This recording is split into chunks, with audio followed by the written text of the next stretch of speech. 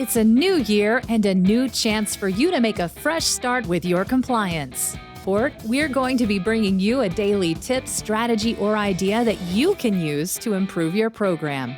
Here's your host, Tom Fox, the Compliance Evangelist. Day 3, Leadership's Conduct at the Top. Obviously, in every compliance program, the ethical tone of a company and accountability all starts at the top, and most specifically at senior management. The 2020 guidance stated, beyond compliance structures, policies, and procedures, it is important for a company to create and foster a culture of ethics and compliance with the law at all levels of the company. The effectiveness of a compliance program requires a high-level commitment by company leadership to implement a culture of compliance from the middle and the top. To assist companies in understanding the requirements of the 2020 update, it sets out the following inquiries. Conduct at the top. Have senior leaders, through their words and actions, encouraged or discouraged compliance, including the types of misconduct involved in the investigation? What concrete actions have they taken to demonstrate leadership in the company's compliance and remediation efforts? Have they modeled proper behavior to subordinates? Have managers tolerated greater compliance risks in pursuit of new business or greater revenues? Have managers encouraged employees to act unethically or achieve a business objective, or impeded compliance personnel from effectively implementing their duties? This requirement is more than simply the ubiquitous tone at the top, as it focuses on the conduct of senior management. The DOJ wants to see a company's senior leadership actually doing compliance. The DOJ asks if the company leadership has, through their words and concrete actions, brought the right message of doing business ethically and in compliance to the organization. How does senior management model its behavior on a company's values? And finally, how is such conduct monitored in the organization? This means you must document corporate decisions where a compliance solution was proposed but rejected. In other words, is there a business justification for moving forward with the action? If this action occurs, how has the compliance risk managed going forward? Similarly, compliance techniques should be used to document, demonstrate that the compliance function has met the requirement of the final question. Senior management must share the same values through operationalizing compliance going forward.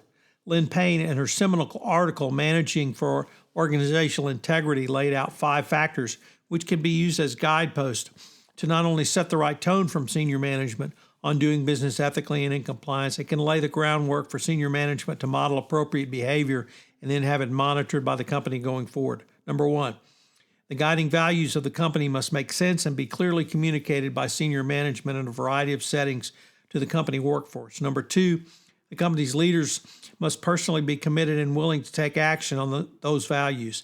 This means management must not simply overlook the transgressions of top producers. 3, a company's systems and structures must support its guiding principles, and these internal systems and structures cannot be overridden by senior management without both justification and board approval. 4, a company's values must be integrated into normal channels of management decision-making and reflected in the company's critical decisions. Sometimes the company must turn down business if there are too many red flags present or engaging in such behavior. The company values and ethics will not be violated. 5, managers must be empowered to make ethical, sound decisions on a day-by-day basis. This means senior management must fully support and back up such decisions. I once interviewed a CEO, and he observed the following: "You want me to be the ambassador for compliance?" I immediately said yes. That is exactly what I needed you to do. The CEO, as an ambassador of compliance, can fully model the conduct that senior management engage in going forward. Another area for a CEO can forcefully engage in an entire company is through a powerful video message about doing business in the right way and in compliance. A great example was Centerpoint Energy's video put out after the 2015 Volkswagen emission testing scandal became public. The video featured the CEO of the company. He used the VW scandal to proactively address culture and values of the company and used the entire scenario as an opportunity to promote integrity in the workplace. But simply more than a one-time video, the company followed up with an initial resource manager's toolkit. What does integrity mean to you? Which means managers were used to facilitate discussions and ongoing communications with employees around the company's ethics and compliance program. Finally, the cost of the video was quite reasonable and it was produced internally. So what are today's 3 key takeaways? Number 1, senior management must actually do compliance. That is, not simply talk the talk, but you have to walk the walk. Are there decisions that were made which upheld the company's values, culture, and ethics, and are those decisions documented? For even in this area, if something is not documented, in the regulator's eyes, it's never happened. So has a transaction been turned down? Has a contract been rejected? Has a third party been rejected? Has an M&A partner been potentially rejected because of culture or ethics or values concerns? Number 2, use your CEO to talk about current events and how those ethical failures are lessons to be learned for your organization. It can be a powerful message when your CEO talks about ethical and culture failures, even in an industry outside your own industry and your own geographic regions.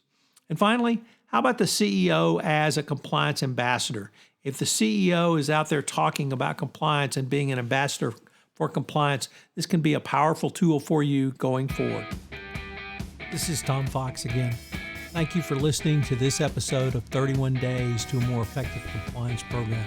I hope you will join me for the entire month of January, where I take a look at some of the significant changes in compliance and FCPA enforcement which occurred in 2020 and will help inform your compliance program going forward into 2021 and indeed beyond. 31 Days to a More Effective Compliance Program is a part of the Compliance Podcast Network and a proud member of C-Suite Radio. Thanks so much.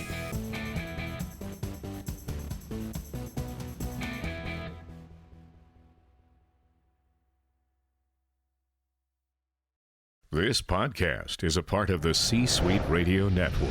For more top business podcasts, visit c-suiteradio.com.